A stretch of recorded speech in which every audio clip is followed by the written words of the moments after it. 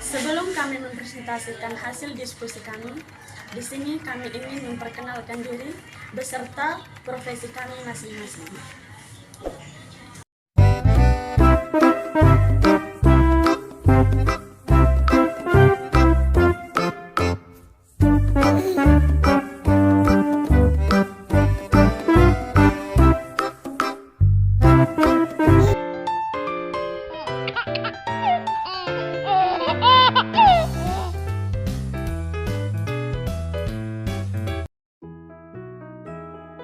Jadi baik, di sini saya akan menjelaskan tentang jaringan epitel.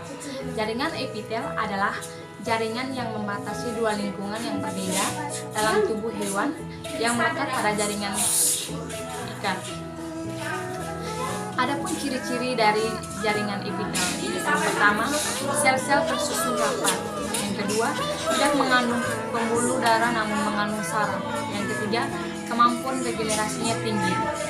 Jaringan epitel dibagi menjadi tiga, yaitu yang pertama, epitelium pipih, tersusun dari sel-sel yang berbentuk pipih seperti lembaran. Jaringan ini dibagi menjadi dua, yaitu yang pertama, epitelium pipih selapis. Epitelium pipih selapis merupakan epitelium yang tersusun dari selapis sel yang berbentuk pipih. Jaringan ini terdapat pada alveolus dan paru-paru. Yang kedua, epitelium pipih berlapis. Epitelium berlapis merupakan epitelium yang terdiri dari satu lapis sel yang berbentuk pipih. Jaringan ini terdapat pada kulit, rongga mulut, dan kornea mata. Yang kedua, epitelium kubus. Epitelium kubus tersusun dari sel-sel berbentuk kubus. Jaringan ini dibagi menjadi dua, yaitu yang pertama, epitelium kubus selapis. Epitelium kubus selapis merupakan epitelium yang tersusun dari selapis sel yang berbentuk kubus. Jaringan ini terdapat pada neukron ginjal, kelenjar ludah, dan pada lensa mata. Yang kedua, epitelium kubus berlapis. Epitelium kubus berlapis merupakan epitelium yang terdiri atas lebih dari satu lapis sel. Jaringan ini terdapat pada kelenjar keringat dan kelenjar minyak.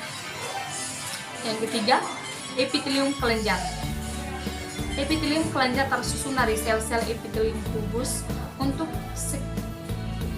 sekresi sel atau sar yang diperlukan dalam proses evapologi tubuh. Jaringan ini dibagi menjadi dua, yaitu yang pertama, kelenjar epistrophium adalah kelenjar yang menyalurkan sekretnya ke suatu permukaan tubuh. Yang kedua, kelenjar endokrum adalah kelenjar yang menyalurkan sekretnya langsung ke dalam pembuluh darah atau pembuluh limfa. Baik, selanjutnya saya menjelaskan jaringan ikat. Jaringan ikat pada hewan disebut juga sebagai jaringan penyambung. Untuk menyambungkan fungsinya, jaringan ikat berkembang lapisan embrio dan mesoderm. Syarat jaringan ikat terbagi menjadi tiga, yaitu kolagen, elastin, dan folikuler. Syarat kolagen tersusun atas protein kolagen yang merupakan molekul yang banyak ditemukan di tubuh hewan. Syarat elastin, unsur syarat kedua tersusun atas protein elastin dan berwarna kuning. Syarat elastin berukuran lebih tipis daripada syarat kolagen namun lebih tebal dari syarat elastin. Syarat reticular berukuran sangat tipis dan tersusun atas protein kolagen dan protein syarat elastin. Baik, di sini saya akan menjelaskan tentang jaringan otot pada hewan. Jaringan otot adalah jaringan yang terdiri atas serabut-serabut otot yang tersusun atas sel-sel otot yang dibungkus oleh membrane sarkolema. Jaringan otot berfungsi sebagai alat gerak aktif untuk memindahkan yang terdapat pada anggota gerak maupun organ-organ dalam tubuh. Jenis-jenis otot pada hewan. Yang pertama, otot lurik. Otot lurik adalah otot yang terletak pada rangka manusia dan menggerak rangka. Otot lurik memiliki bentuk serabut-serabut halus, memanjang, dan mengandung banyak episel. Yang kedua, otot polos. Otot polos merupakan otot yang geraknya dikontrol oleh saraf, tak sadar dan tidak terletak pada rangka.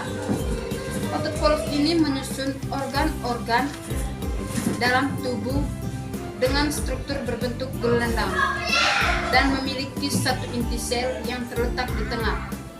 Yang ketiga, otot jantung.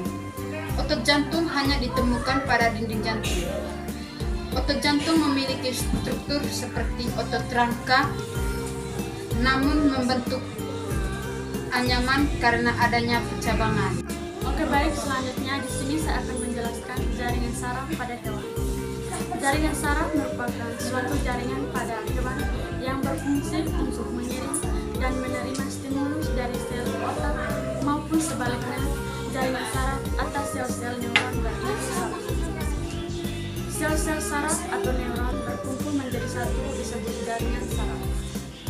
Jaringan saraf berfungsi untuk mengirimkan sinyal atau impuls dari dan ke otak. Sinyal yang dikirimkan yaitu rangsangan yang telah ditangkap oleh alat indera atau reseptor dalam bentuk arus listrik yang disebut impuls. Impuls akan mengalir di sepanjang neuron dari neuron yang satu ke neuron yang lain hingga di akson. Dendrit adalah bagian neuron yang berfungsi menangkap rangsangan dalam bentuk impuls dan menghantarkannya ke akson.